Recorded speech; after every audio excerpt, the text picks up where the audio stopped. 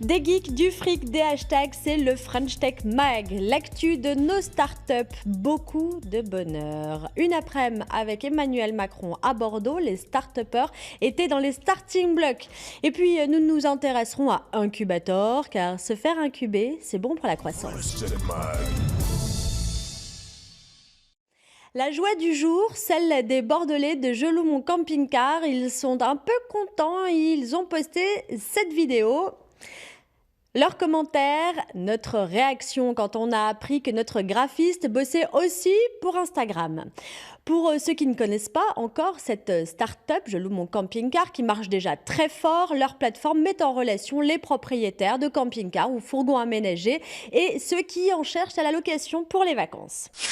Laure Courty fait partie de ces rares femmes à Bordeaux à être à la tête d'une start-up. Le magazine Challenge vient de classer Jestock.com dans les 30 start-up de commerce et services dans lesquels il faut investir. Jestock propose un garde-meuble entre particuliers et souhaite se développer à l'étranger. Ils avaient la trouille lundi, les jeunes start-upers installés depuis plusieurs semaines maintenant dans les locaux de Sud-Ouest. Ils avaient le trac avant leur rencontre avec Emmanuel Macron. Le ministre de l'économie est venu rendre visite à ces jeunes pousses en phase d'incubation, mais aussi à d'autres entrepreneurs, eux en phase de développement à l'étranger, en phase de levée d'argent, d'accélération. Nous étions sur place. On vous propose un avant-après la visite Emmanuel Macron. Je représente Pool, qui est une start-up qui permet de mieux monétiser le contenu premium des sites médias, avec mon associé Maxime Monet. Et on attend la venue de Emmanuel Macron qui devra arriver d'ici 5 minutes. C'est important de recevoir le ministre de l'économie ? Ça montre son engagement envers les startups, l'économie numérique. Donc oui, c'est important pour nous, surtout que nous sommes des jeunes startups. Et donc ça permet de valoriser un peu notre travail. La politique, c'est encore un vecteur d'espoir pour vous donc. Effectivement, on y croit. La start-up qui s'appelle Upstairs. Alors là, on a quelques minutes de l'arrivée d'Emmanuel Macron. Vous en pensez quoi de cette venue ? Vous êtes plutôt contente ? Oui, tout à fait. C'est l'occasion de pouvoir discuter de ce projet, d'avoir également les premiers retours, de pouvoir savoir ce qu'ils peuvent penser de notre projet, qui est quand même assez novateur. Alors, ministre. Bonjour, enchanté, je m'appelle Anthony, je suis le fondateur d'Ecomo, qui est une application d'autostop urbain. Notre objectif, ça va être de fluidifier le trafic et de faciliter la mobilité en ville. Je m'appelle Jean-Michel, j'ai 26 ans, je suis en équipe avec Francel sur le projet GAD. Du coup, nous, ça fait un mois en fait, qu'on a intégré Incubator. Nous, en fait, on souhaite apporter une nouvelle alternative. Vous êtes bordelais ? On est bordelais tous les deux. Ouais. Incubator, on nous suit depuis maintenant un mois sur le projet Bring It To Me, dont nous sommes les fondateurs. Donc, Bring It To Me, c'est un service de coursier qui ferait des livraisons de proximité auprès des particuliers en moins d'1 heure. L'objectif, c'est d'abord de le développer sur Bordeaux et après l'étendre. Oui, suivant le sud de la France notamment. L'année dernière, on a décidé de créer l'IRA.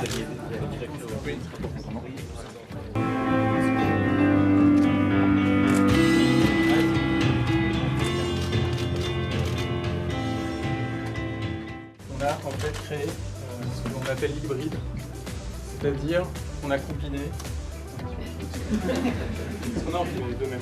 C'est-à-dire qu'ils vont répondre au sondage de manière générale. Alors, qu'est-ce que ça va vous apporter, hormis le fait de pouvoir dire à vos proches que vous avez parlé avec Emmanuel Macron ? Vous pensez que ça va vous aider dans le développement de votre projet ? Alors ça fait un premier contact avec l'écosystème de Bordeaux, parce qu'il y avait pas mal de monde présent. Ensuite, c'est aussi un bon entraînement pour présenter son projet, parce qu'on va être amené à présenter de plus en plus un projet à des investisseurs et autres. Et commencer par le ministre de l'économie, c'est pas mal. Et donc, on vous retrouve juste après la visite d'Emmanuel Macron. Comment ça s'est passé ? Écoutez, très bien, il a fait le tour des locaux, on a pu plus ou moins tous se présenter, même si, comme je vous l'ai indiqué, sa visite était axée sur la mobilité, donc c'est essentiellement les startups sur la mobilité qui ont pu échanger avec M. Macron, mais bon, on a au moins pu voir ce qu'il ressentait et présenter notamment l'incubateur. Ça s'est plutôt bien passé, je crois, l'échange a été très direct, donc on a pu échanger un peu, c'était pas mal, je pense. Vous en attendiez quoi de cette visite ? C'était l'occasion pour nous de parler un peu de notre projet, déjà, et avec toutes les personnes qui avaient, que tout le monde retienne un peu le message. Donc c'était une manière aussi pour nous de nous confronter un peu à ce genre d'exercice. Emmanuel Macron, en marche vers la sortie de Sud-Ouest, n'a pas caché sa satisfaction. Bercy est un acteur actif à destination des startups. Il cofinance le label French Tech avec la CCI, la métropole et la région. Des soutiens locaux, car même si 70% de l'activité numérique se passe à Paris, eh bien, nous aussi, on assure grave. Il y a une vitalité entrepreneuriale du numérique en province qu'on est ici venu voir à Bordeaux, qui a donc obtenu ce label French Tech il y a maintenant plusieurs mois et qui est en train de développer. Donc on a essentiellement vu là des startups de la mobilité, puisque c'était le thème sur lequel je voulais insister aujourd'hui. Et donc vous avez vu des startups ici, bordelaises, qui apportent des solutions de parking, qui permettent de rendre la ville plus intelligente, qui permettent d'optimiser le temps passé dans les transports, d'avoir justement du covoiturage urbain. Et donc vous voyez cette innovation qui est à l'œuvre. Quel est notre rôle là-dedans ? D'abord de labelliser un écosystème, ce qu'on a fait ici pour Bordeaux. De mettre tous les partenaires autour de la table, la région, la ville, la métropole, l'ensemble des financeurs publics, pour simplifier la vie des entrepreneurs. Quand on entreprend, il faut aller vite, il faut que les choses soient simples. Et puis de les habituer à travailler en réseau. Vous avez tous les entrepreneurs qui sont là, qui travaillent ensemble, qui ont accès plus facilement à des solutions de financement, à des conseils juridiques, ce que vous offre entre autres un incubateur, pour justement aller plus vite. C'est un peu la maman de l'étage des startups du journal Sud-Ouest. Elle les protège, les encourage, les guide. Adèle Tanguy dirige Incubator. Rapidement, vous dire qu'un incubateur a pour vocation de faire aboutir le projet d'une start-up, tant d'un point de vue technologique que financier ou marketing. Adèle Tanguy, vous dirigez Incubator à Bordeaux. Vous pouvez nous présenter cet incubateur ? Alors, Incubator, c'est avant tout un réseau d'incubateurs national qui se développe sur toutes les villes qui sont labellisées French Tech. Notre but, c'est d'ouvrir 300 startups par an, de les aider, en tout cas de les accompagner. On a déjà ouvert simultanément à Bordeaux et à Lyon. On a ouvert 20 startups en seulement un mois. Et donc, à Bordeaux, particulièrement, ce qu'on fait, c'est développer le local avec Sud-Ouest. On a un partenariat avec eux. On a réfléchi avec Sud-Ouest ensemble à un accélérateur qui s'appelle Théophraste. Théophraste a pour vocation de travailler avec tout l'écosystème local. D'ailleurs, Sud-Ouest est le premier groupe de presse régional à avoir lancé un accélérateur de cette nature. Et puis nous, à Incubator, on s'occupe vraiment des primo-entrepreneurs qui ont une première expérience. On les accompagne de l'idée de départ jusqu'à la création d'entreprise. On finance les projets à hauteur de 25 000 € pour 10% du capital. Y a-t-il des spécificités locales ? On se dit le numérique est global, mais est-ce qu'une start-up à Bordeaux est la même qu'une start-up à Montpellier ou à Lyon ? Alors, je pense que le numérique fait qu'on pourrait être partout maintenant. Seulement, quand on se développe, c'est important de commencer par une niche pour se développer ensuite. Parce que c'est une niche, un marché qui fait qu'on peut avoir des retours de l'utilisation, de l'usage des clients. Donc, on développe au départ en local pour ensuite aller sur le national, voire l'international. D'accord, donc hormis l'effet de niche, il n'y a pas une spécificité culturelle, régionale importante ? Non, c'est pas marqué dans le numérique en tout cas. D'accord. Donc, comment ça se passe ? Vous vous proposez une enveloppe de 25 000 €, c'est ça ? 12 500 dans les services, 12 500 en cash pour l'entrepreneur. Qu'est-ce qu'il y a dans ces services que vous proposez ?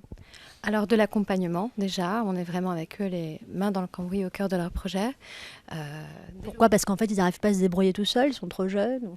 Non, non, pas du tout. Mais par contre on part du constat que des primo-entrepreneurs, souvent c'est des étudiants qui sortent d'école, pour la plupart, pas tous, qui ont tout en tête de ce qu'ils doivent faire, par contre qui n'ont pas de sous, qui n'ont pas souvent le réseau pour le faire et qui en plus ont un frein avec la technique. Nous, on externalise la technique, on la prend en charge pour faire un prototype qui est vraiment ce qu'on appelle une version 1 pour les aider à accéder au marché et ensuite lever une levée de fonds. Mais de toute façon, dans une entreprise, si on est seul, c'est très compliqué. Donc ils sont entourés, on les aide parce qu'ici on a quand même Alexandre Fourtois qui a fait sa carrière à UFA, qui est un entrepreneur lyonnais, Frédéric Sitterlé qui a été directeur Nouveaux Médias des Figaro à l'époque, qui a créé Sport 24, MyScreen, qui a créé plein de boîtes. Donc c'est quand même des entrepreneurs qui ont plus de 15 ans d'expérience, qui ont l'habitude, qui ont levé des fonds et donc qui sont là pour les conseiller, les encadrer.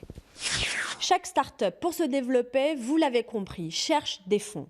Une fois qu'on a tapé la famille, les amis, enfin tout dépend de la famille et des amis qu'on a, mais enfin en général c'est un peu juste. Pour trouver de l'argent, il faut savoir y faire partie d'un réseau, se faire connaître et bien sûr la base, avoir une fucking bonne idée comme on dit à San Francisco.